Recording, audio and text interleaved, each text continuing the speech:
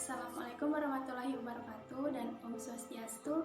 Perkenalkan, nama saya Riana Okto dengan NIM 01A117176.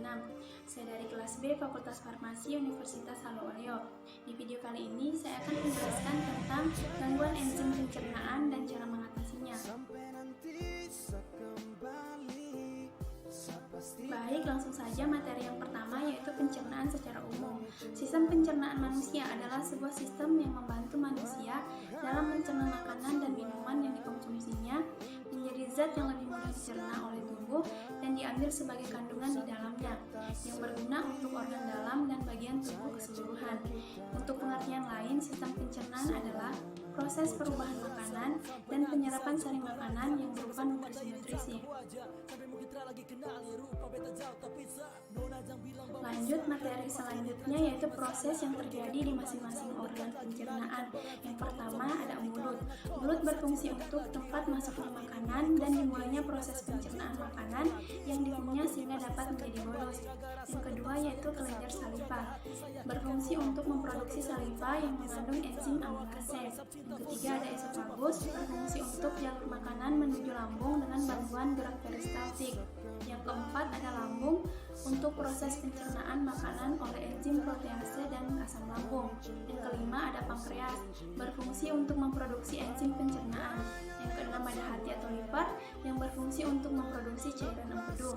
Yang ketujuh ada kantung empedu yang berfungsi untuk menyimpan cairan empedu sebelum dilepaskan ke duodenum. Yang kedelapan ada duodenum atau usus kecil yang berfungsi untuk tempat makanan bercampur dengan cairan empedu dan enzim pencernaan lainnya. Yang kesembilan ada ileum atau usus kecil yang berfungsi untuk tempat penyerapan atau absorpsi zat-zat makanan ke dalam darah atau limpa.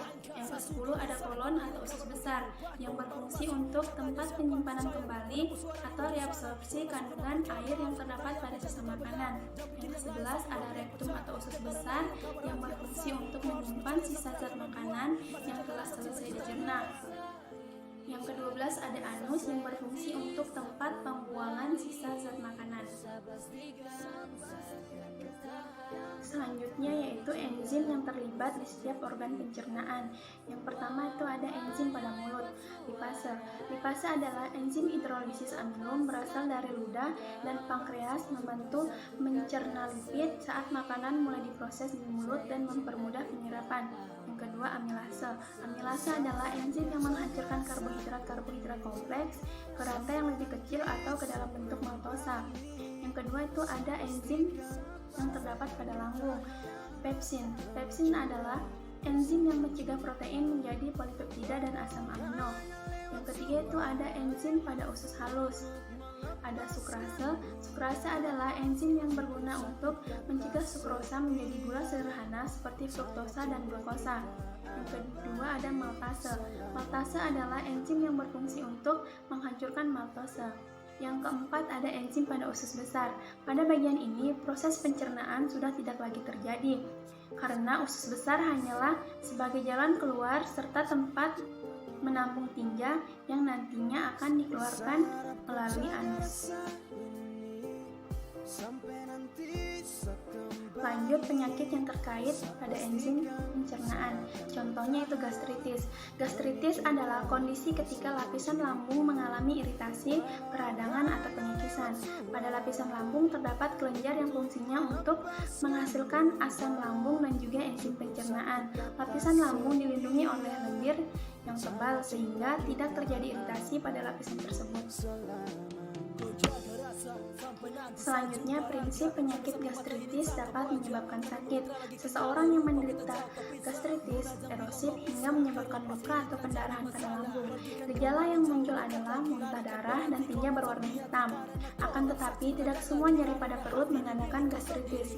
Berbagai penyakit juga dapat menimbulkan gejala yang mirip dengan gastritis, seperti penyakit Crohn, batu empedu, dan keracunan makanan. Lanjut, penyebab penyakit gastritis. Penyebab penyakit gastritis yaitu terjadi akibat peradangan pada dinding lambung. Dinding lambung tersusun dari jaringan yang mengandung kelenjar untuk menghasilkan enzim pencernaan dan asam lambung. Selain itu, dinding lambung juga menghasilkan lendir-lendir atau mukus yang tebal untuk melindungi lapisan mukosa lambung dari kerusakan akibat enzim pencernaan dan asam lambung. Rusaknya mukus pelindung ini dapat menyebabkan peradangan pada mukosa lambung.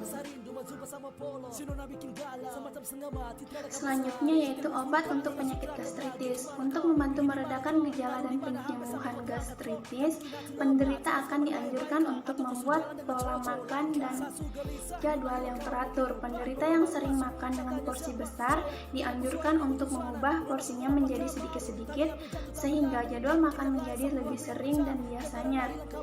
Selain itu, penderita sebaiknya menghindari makanan yang berminyak asam atau pedas guna mencegah gejala gastritis bertambah parah. Jadi untuk obat yang digunakan untuk penyakit ini yaitu ada obat antasida. Obat antasida mampu meredakan gejala gastritis, terutama rasa nyeri secara cepat.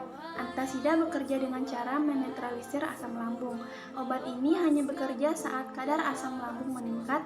Dengan begitu, keluhan akibat naiknya asam lambung seperti nyeri ulu hati, rasa panas di dada dan mual muntah, serta perut kembung dapat diatasi. Lanjut, obat ini efektif untuk meredakan gejala-gejala gastritis, terutama gastritis akut. Contoh obat antasida yang dapat dikonsumsi oleh pasien adalah aluminium hidroksida dan magnesium hidroksida.